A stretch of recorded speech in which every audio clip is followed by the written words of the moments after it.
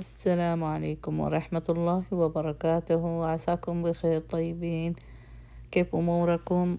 اليوم كنت سويت إدام لحم فطلع مرة لذيذ.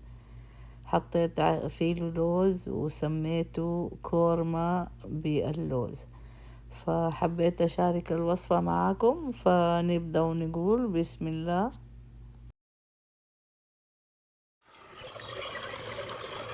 حطينا زيت في قدر الفخار، وبعدين حطينا عليه بصل وشويناه شوية، وبعدين ضفنا عليه البهارات الصحيحة. وبعد أهم شيء اللوز لا تنسوه مع بهارات الصحيحة، نطبخه يعني نشويه مع البصل. بعدين نضيف عليه توم، بعد ما نضيف التوم نطبخه حتى يتغير شوية لونه، فنشيله من الزيت ونحط البصل على الجنب، ونضيف اللحم دحين على الزيت ونطبخه شوية كده 5 دقايق.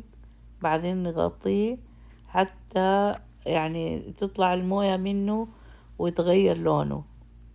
نجهز الكشنة، أخذنا طماطم 3 حبات وكوب من لبن زبادي، وبعدين البهارات والبصل اللي حمرناه نطحنهم جيدا في الخلاط حتى يصير شكل القوام كريمي. وبعدين نحطه على الجنب ونشوف اللحم ايش اخباره دحين.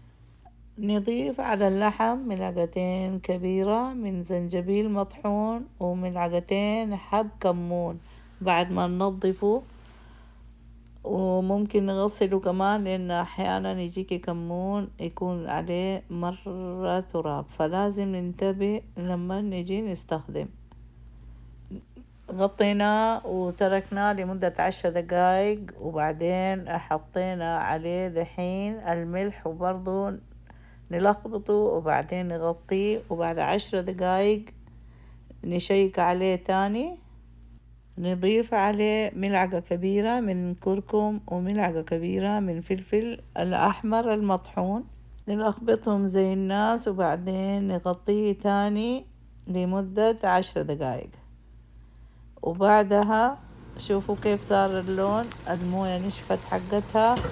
فدحين نضيف اللبن المطحون اللي مع البصل، وبرضو نلخبطهم، وبعدين نغطيه حتى يستوي اللحم تمام.